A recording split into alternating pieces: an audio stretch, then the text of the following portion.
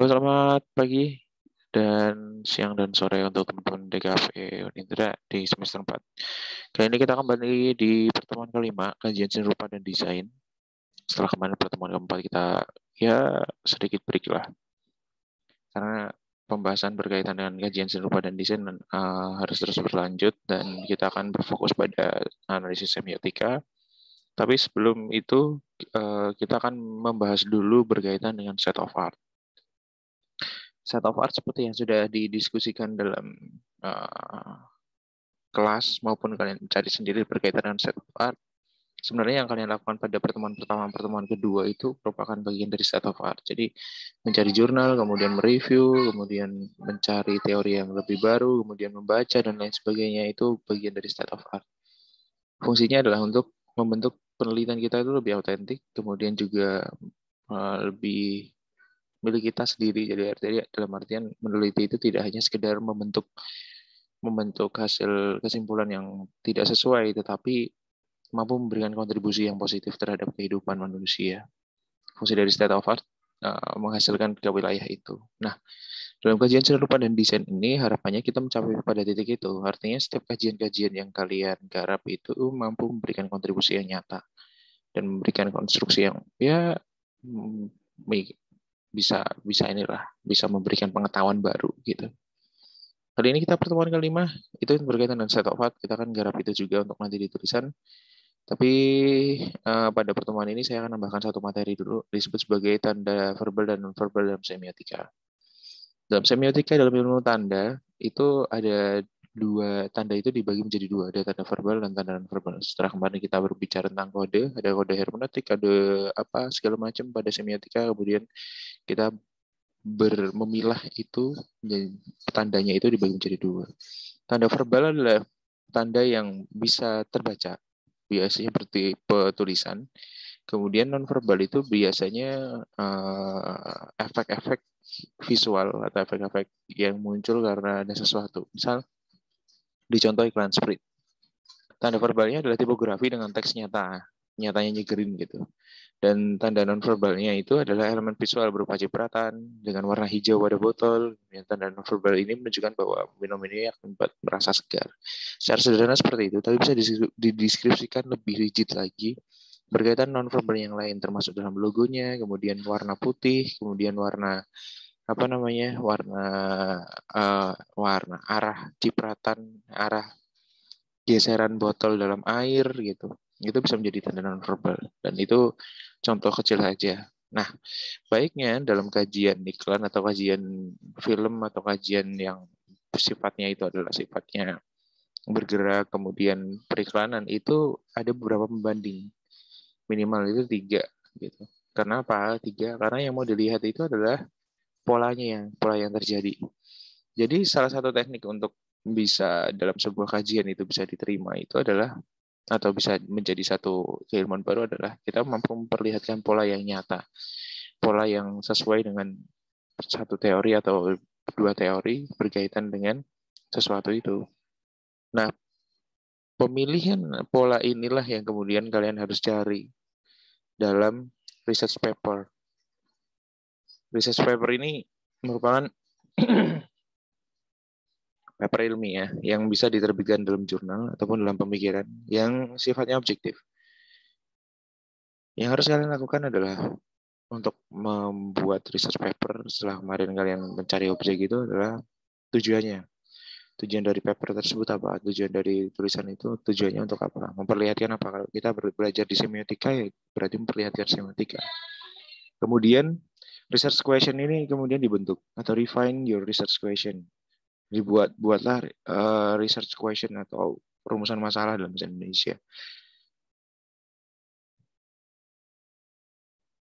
Kemudian step ketiganya adalah mengorganisasi approach-nya atau pendekatannya. Menggunakan pendekatan semiotika atau pendekatan kajian apa yang selain semiotika itu diorganize atau dicari secara keseluruhan. Nah, di sinilah state of art itu masuk lebih dalam. Sebenarnya pada step pertama sudah ada harusnya. Karena tujuan dari membuat sebuah research question itu berasal dari kegelisahan kita terhadap sesuatu. Itulah kenapa setiap research question yang berkualitas itu mampu memberikan inspirasi, memberikan konstruksi yang tidak sekedar tulisan gitu.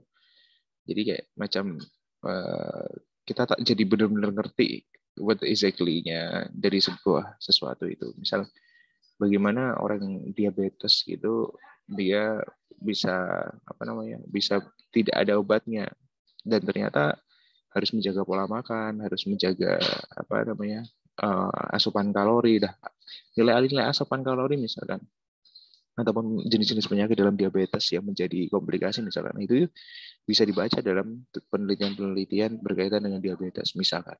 Kalau di sini rupa seperti apa? Di sini rupa kan berarti wilayahnya adalah wilayah visual ya. Seni rupa dan desain itu wilayah visual. Ada yang wilayah ide, ada dalam wilayah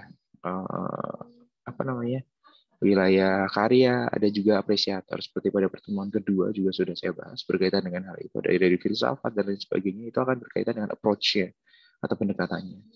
Dan pendekatan ini memang harus dikuasai. Dalam artian memang harus dipahami, cara kerjanya kayak gini.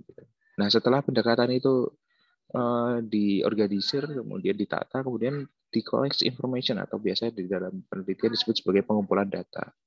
Pengumpulan data ini ada banyak sekali. Ada primer, ada data sekunder, itu berkaitan dengan objeknya. Kalau data primer ya berarti data yang langsung didapatkan dari si objeknya, misal ke situs mana gitu, situs Candi Borobudur atau situs Gunung Padang atau situs mana gitu kan. Itu langsung bisa primer karena Anda sebagai peneliti itu bersentuhan langsung dengan objek yang diteliti, itu primer.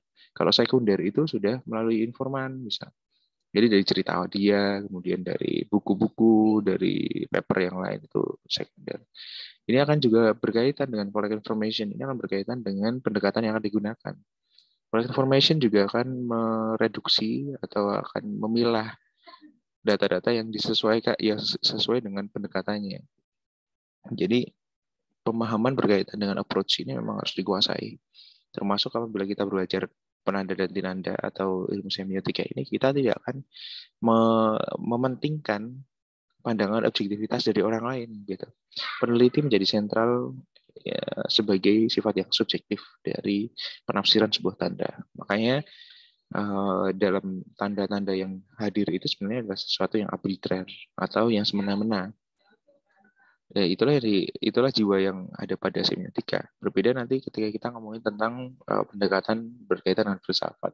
Filsafatnya juga akan bercabang. Dan itu ada banyak banget cabang dari filsafat. Ada filsafat posmo, ada filsafat modern, ada filsafat Renaissance, kemudian ada filsafat yang lain, kemudian dari histori juga ada banyak, ada histori formal, kemudian ada histori diakronik, ada histori dekonstruksi, dan lain sebagainya. Ada banyak sekali. Dan itu disesuaikan. Gimana Pak biar bisa paham tentang itu semua? Ya mau nggak mau sih baca.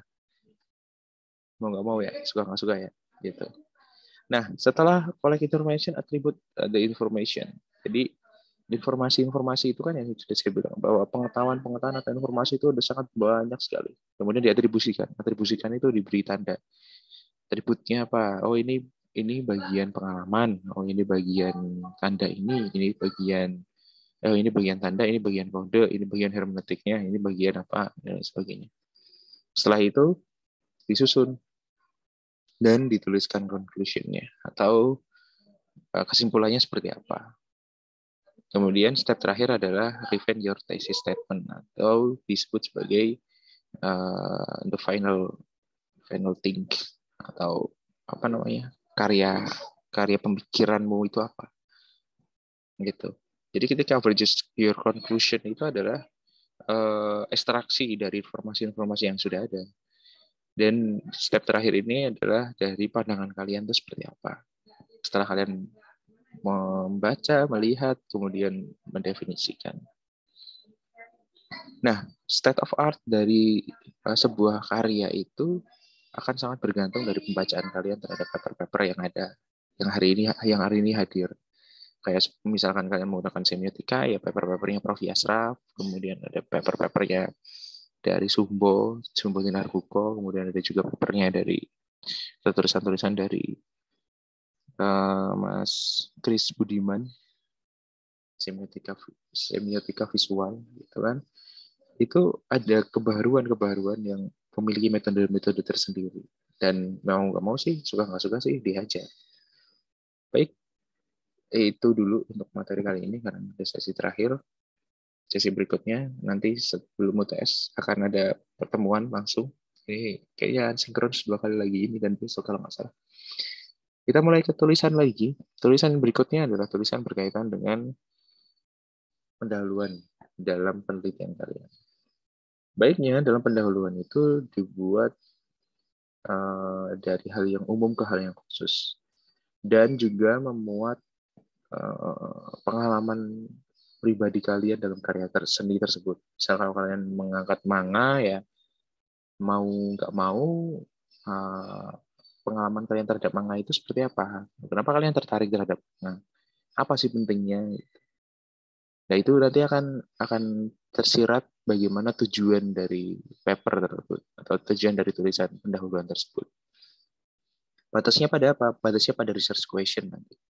Jadi setelah pendahuluan itu kan dari hal yang umum ke khusus. Hal yang umum itu adalah hal-hal yang ada di masyarakat ataupun pengalaman diri kalian yang secara umum.